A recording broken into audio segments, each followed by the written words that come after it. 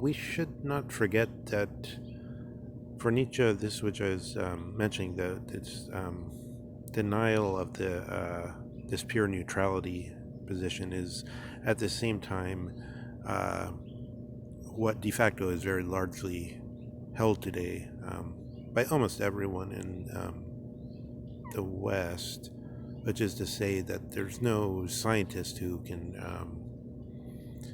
handle questions of good and evil. So um, I would say, and also that's important to remember that so far as we're not moving in terms which are still connected to Plato, um, a lot of the terminology becomes very loose and means almost nothing. Um, so that one way to anchor ourselves and understand the current position we're in would be to just look and say, what's the in this sort of Catholic sense, like what's the general opinion, and then you find out the general opinion agrees with Nietzsche, which is that this true position of knowledge um, connected to good and evil is available to no technician or scientist, but rather technicians and scientists deal with how things happen and um, with showing us how we can repeat certain techniques. The general belief is that there's no reliable agencies which can produce um, bureaucrats or philosophers or scientists or technicians of some kind or practitioners of some kind, which can, in a way which will become normalized in daily life, just as everyone knows there's doctors and other professionals and businessmen, and there would be these uh, people who were trained and knew how to um, uh, make deductions to show us what was good and what was evil in any applicable legal situation or in situations of daily life. So I just want to put that in there so that we realize we're speaking out of the present moment when we try to address these things. So this consciousness of speaking out of the present moment is then an evidence on the side of historicism. Uh, but just as with Boehme, we could put Boehme in a certain niche and present him in a holistic picture and then dismiss him according to some principle. We could do the same thing with Heidegger. We could represent Heidegger in a metaphysical fashion. We could represent Heidegger according to the rules of Plato and Socrates and declare him as a relativist or something like that, which would then mean um, in other words, this would be a sort of heresy against Platonic thinking. Um, Otherwise, the term would just fall into vague political usage or something like that. So I was saying that Boehme has this hermeneutic. He has the so-called signatures of God. He's reading off the world. He's interpreting.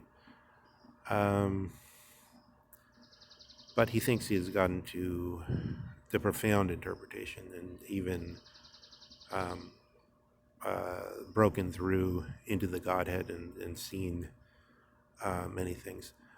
But he doesn't remain just as a sort of mute witness of like the Angelius Silsius example of Heidegger of the flower has no why, it blooms because it blooms.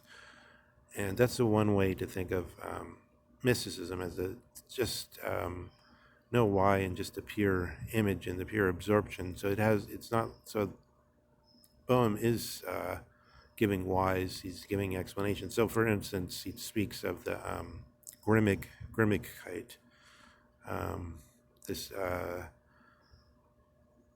grim, uh, crouching, dark bitterness of God who realizes that he's been denied self-understanding, that he has to search for it. So this reminds, it's a good way to think about Nietzsche, is instead of thinking of Nietzsche as going to Buddhism or something like that, is that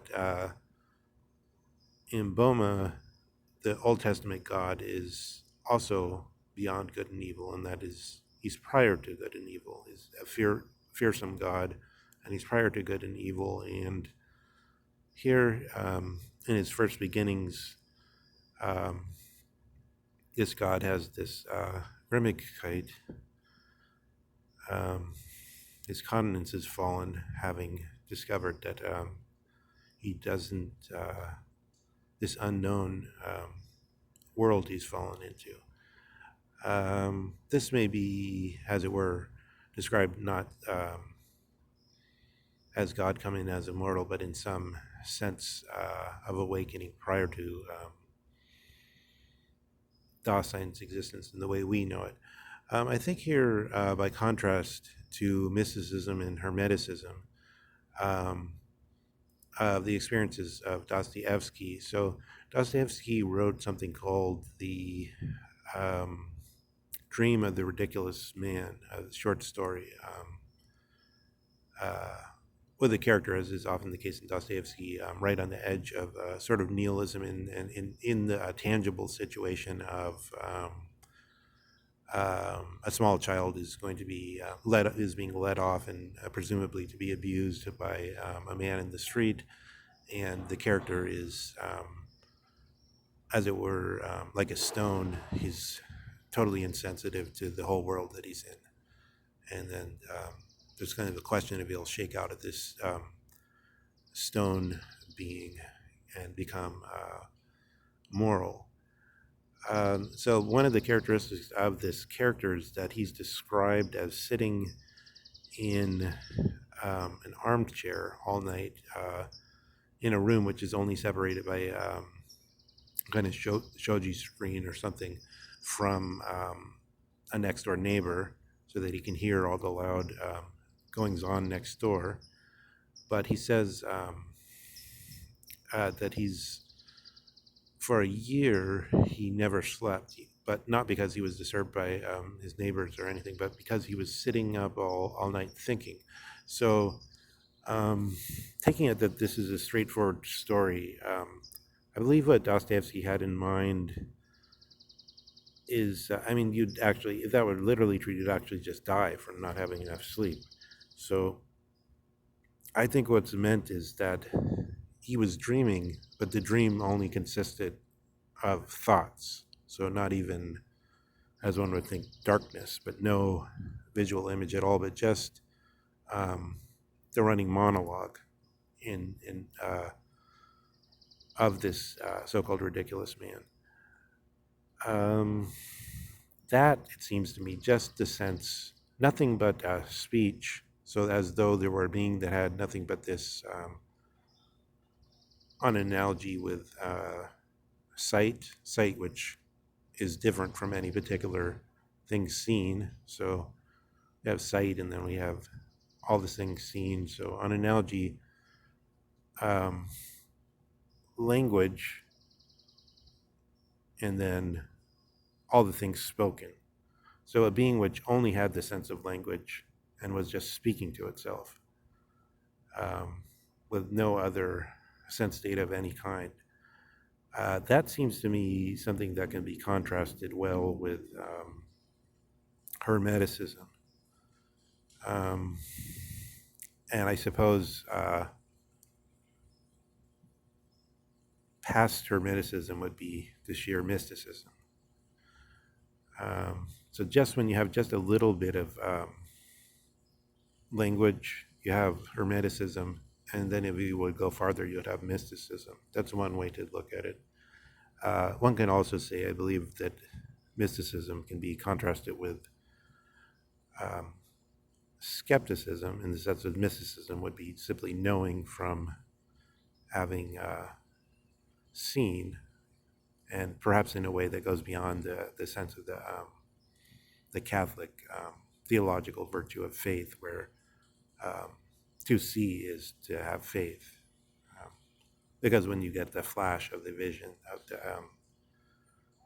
possibility of Christ consciousness, then this is the exact same thing as faith.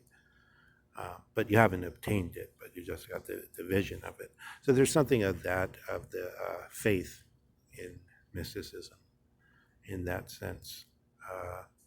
So that I would say, in a way, when Jung says that he knows rather than that he believes, he kind of exaggerates in a certain sense, because he's probably had mystical flashes, but then he's in his, or he's not, it's like a faith, really, not a knowledge in that sense, I think, which Jung speaks of. Because the knowledge would be constantly being absorbed in that state, so which would require a much larger personality than Jung had.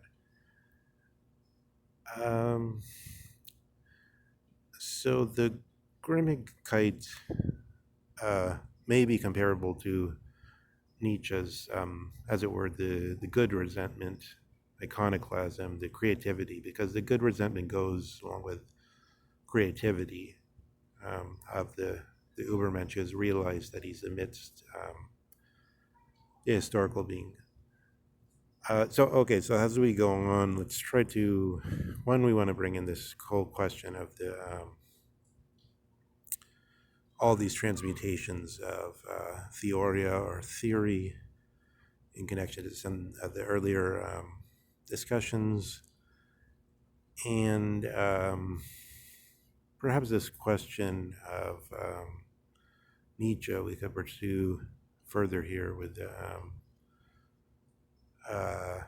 sense of what's happening in this space that's prior to good and evil, which belongs to the Boehme's account of the Old Testament, and the